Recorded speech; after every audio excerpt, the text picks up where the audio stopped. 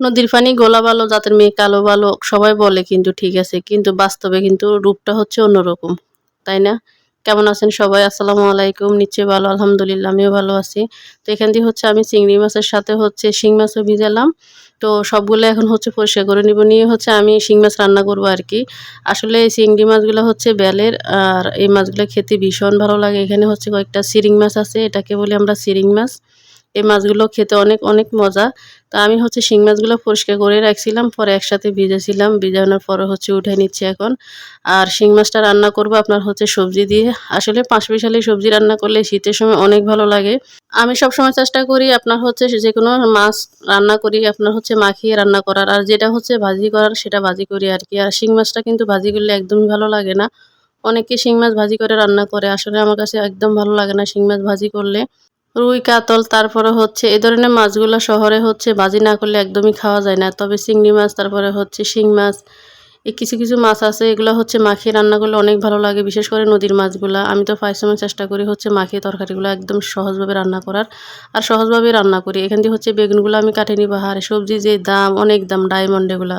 Diamond বললেই চলে আরকি। তো এখান দিয়ে হচ্ছে আমি বেগুনগুলা ভালো করে পরিষ্কার করে নিব আর হচ্ছে টমেটো পরিষ্কার করে নিব। নিয়ে হচ্ছে রান্নাটা বসাবো আরকি। যেটা বলছিলাম জাতের মেয়ে কালো ভালো। আর অনেকে বলে না নদীর পানি গোলা ভালো, জাতের মেয়ে কালো ভালো। আসলে হচ্ছে এই সমাজে কালো মেয়ের কোনো দাম নাই। যদি বাবার টাকা না থাকে তাহলে তো আরও দাম নাই। একটা বাবার যদি টাকা না থাকে আর মেয়েটা যদি কালো হয় তাহলে এই মেয়েটাকে হচ্ছে বিয়ে দিতে বাবার কত কষ্ট হয়ে যায়। যার সাথে ঘটে সেই বুঝে আর কেউ বুঝবে না এই কষ্টটা। আমার চোখের দেখা আমি একবার দেখেছিলাম মেয়েটা কালো তারপরে কাঠিন মোটামুটি ছিল। কিন্তু যখনই বিয়ের জন্য আসতো বাবা টাকা নেয় আর হচ্ছে বিয়ে দিতে পারে না। অনেক, অনেক সমস্যা হয়ে যায়। পরে হচ্ছে বাবা অনেক লোন নেয়। লোন নিয়ে হচ্ছে আপনার মেয়েটাকে বিয়ে দেওয়ার পরেও হচ্ছে সংসারে অশান্তি, শান্তি থাকে না। ২ দিন পর, পর অশান্তি এটা দেয় না, সেটা দেয় না। বিয়ের পরে কত কিছু যে দিতে হয় একটা মেয়ের শ্বশুরবাড়িতে। যদি বাবার টাকা না থাকে বাবা কই থেকে দিবে বলেন? আমাদের সমাজে এমন, এমন রীতি আছে মানুষের হচ্ছে আশেপাশে যে মহিলারা থাকে এরা কি করে হচ্ছে আপনার বউদের হচ্ছে খোঁটা দিতে থাকে। এটা আনে না, ওটা না, ওইতের বউ ওটা আনছে, ওইতের বউ ওটা আনছে আরকি। এগুলা নিয়ে অনেক কথা শোনাতে থাকে। সমাজে হচ্ছে আপনার মানুষে কথায়, কথায় বলে জাতের মেয়ে কালো ভালো। কালো মেয়ে মানুষে হচ্ছে পছন্দ করে না, কেউ পছন্দ করে না। সবাই হচ্ছে সুন্দরের পূজারি, সবাই সুন্দর খুঁজে। আর বাপের টাকা থাকলে তো কথাই নেই, কালো হলেও চলে। কারণ তখন তো টাকার খেলা। আবার যদি বাবার ব্যাগ ভর্তি টাকা থাকে তাহলে কিন্তু সেই মেয়েটার কোনো হচ্ছে সমস্যা নাই। মেয়েটা এমনি, এমনি হচ্ছে চলে যাবে। টাকা দিয়ে হচ্ছে মানে সবকিছু, টাকাই সবকিছু।